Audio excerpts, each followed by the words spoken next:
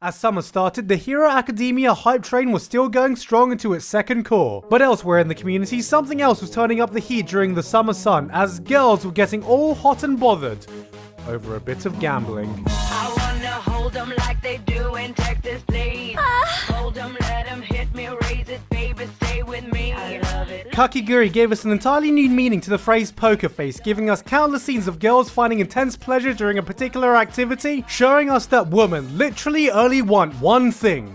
And it's fucking disgusting. Gambling has never been hotter in a gambling show where you don't really even understand the rules of the game everyone is gambling on, but who really cares when you can watch a bunch of hot anime girls come from the orgasmic thought of statistical probability. Oh yeah, normal distribution curve, standard deviation. Yes, despite being a gambling anime, the most entertaining thing was seeing the messed up social hierarchy being torn down from the inside, as the gambling itself was kind of formulaic, and despite the stakes, the tension never felt too high. I mean, the riskiest gamble is whether any guy is willing to bet their dicks to get with one of these girls, as sanity seems to be the most barren resources around these parts. You have the choice between sexy Nyan Cat, fucking nailed it, blue balls on her lips, my longest barker ever, more likely to blow her load in you, and of course, Umaru. The crack core years. However, while this was the main talking point during the season's run, there was another show that at first slipped under the radar, but by the end would stand head and shoulders above the rest.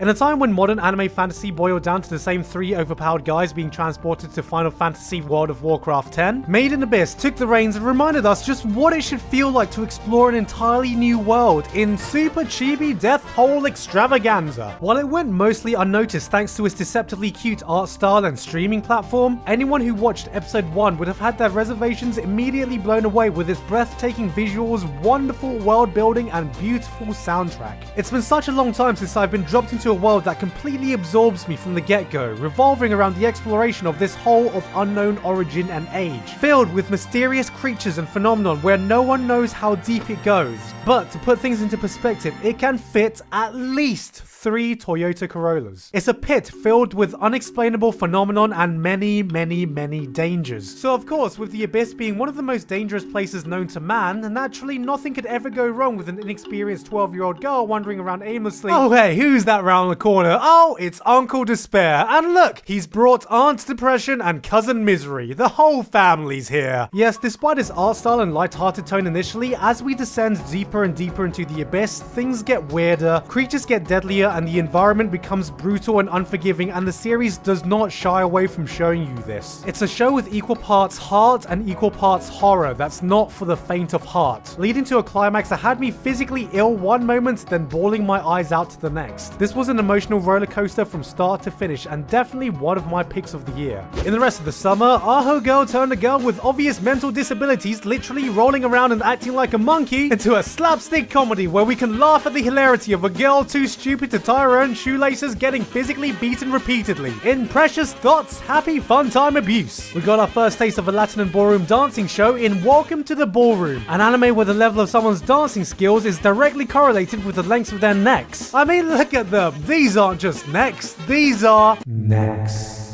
Yeah, I mean, if their necks are these long at the beginning of the series, I can only imagine how long they will become by the end. And this, what's he doing, is to go even further beyond!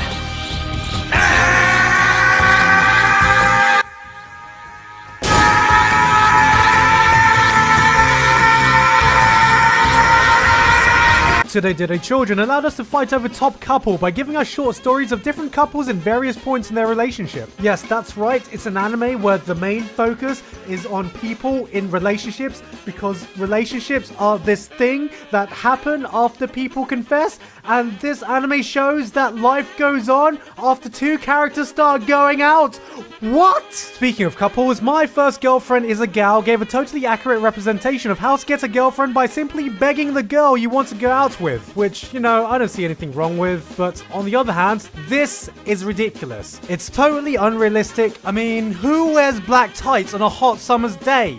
really. See, it's just little inaccuracies like this that just take you out the experience. Gamers gave us an anime not actually about gaming, but instead gave us a hilarious romantic comedy where the laws of the universe lead to every misunderstanding as physically possible in Misunderstandings, the anime. That also coincidentally has people who play games. Of course, we got an isekai trifecta just when you thought we'd explored everything the concept could have given us. This time we have another world but with Gordon Ramsay. Another world but this time I have a smartphone. No, I swear to God I'm not running out of ideas. And another world but I was a gunpla nerd, so that makes me a genius engineer able to build any completely overpowered mech in a second. Wait, how does that make any fucking sense? Oh, who cares? Here, have some more giant robots. The power fantasies continued as Classroom of the Elite gave us a main character bored enough to phase out of existence, fucking about in a fictional dystopian school where you're taught to believe that your entire life's worth correlates to how well you do in exams.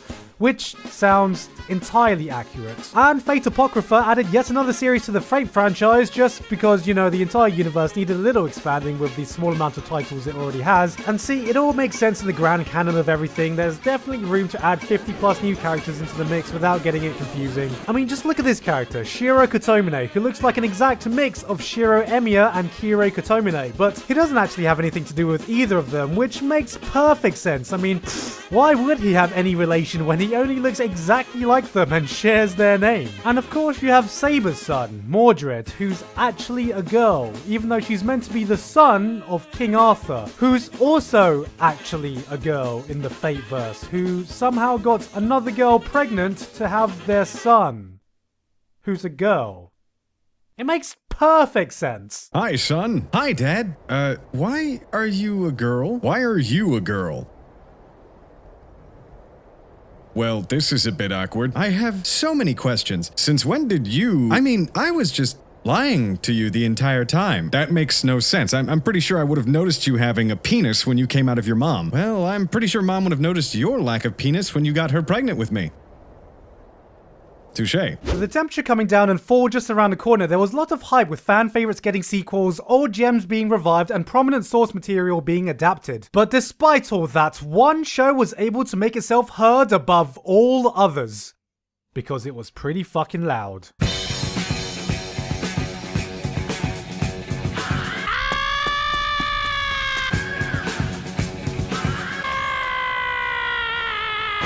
After the era of the big three, it's only with the rise of My Hero Academia that the shonen genre has risen back to prominence, and with no real standout show, Black Clover screamed its way into the spotlight.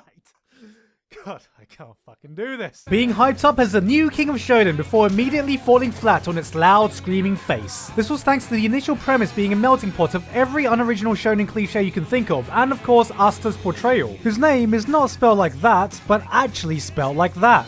Yes, the peculiar decision to make Asta a human caps lock machine was something the community immediately latched onto because, like, it was a bit annoying.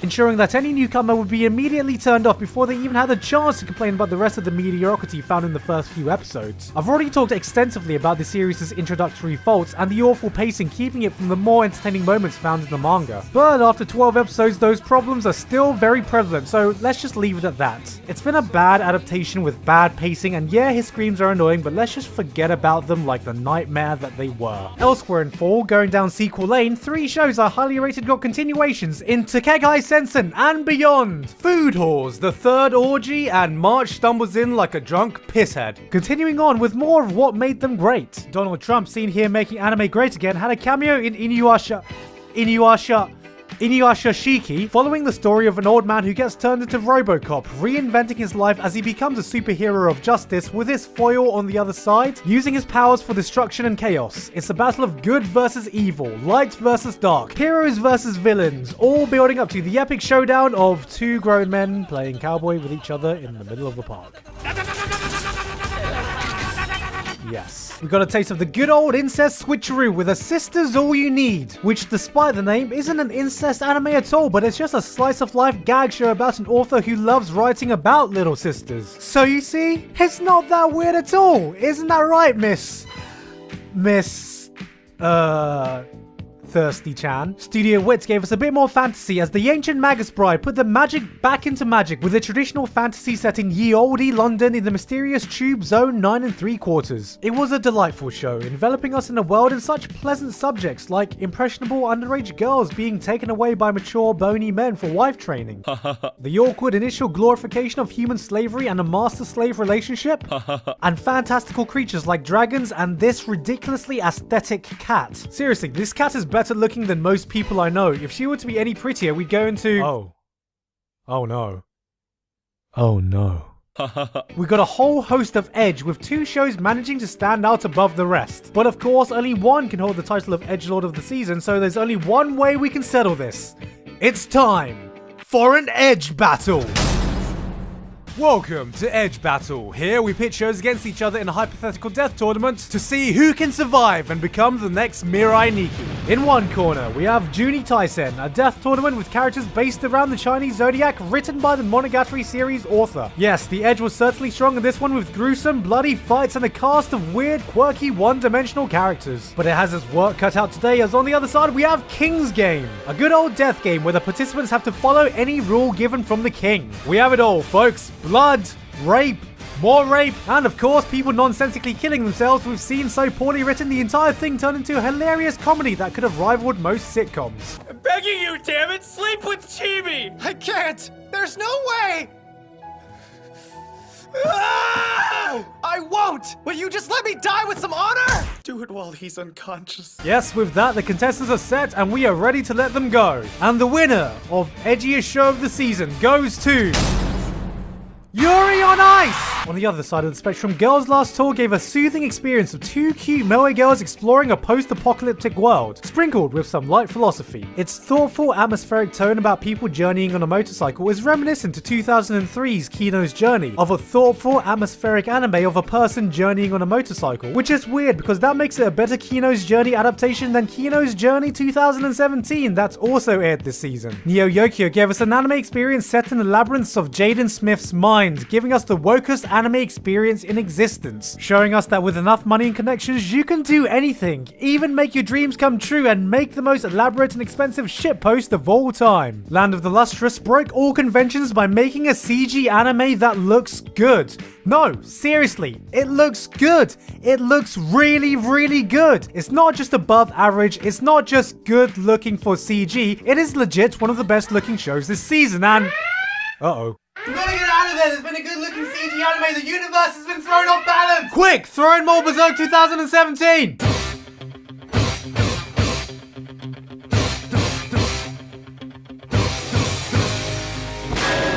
Recovery of an MMO Junkie gave an accurate portrayal of socially awkward female gamers in the story of a 30-year-old woman quitting her job to find her true passion and friends in the online world. While a pleasant thought, I can't help but think that it's a bit irresponsible. I mean, where's this story supposed to go? Does she find that she wants to express her passion in another way? Then she makes a YouTube channel, then she gets obsessed with it. Then she quits her well-paying, respectable job she spent 4 years of university studying for to make stupid videos online for a living.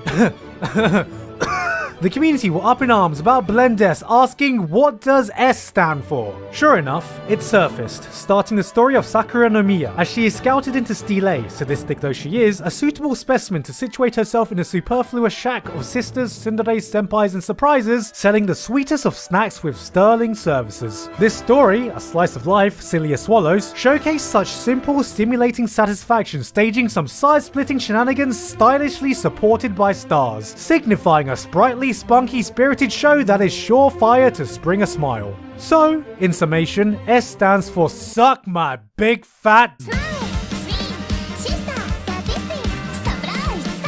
Sword Art Online Ordinal Scale launched off this year in anime films. That's right, check out that seamless segue, giving thousands of viewers the thing that you've been hoping to see out of the franchise for all these years.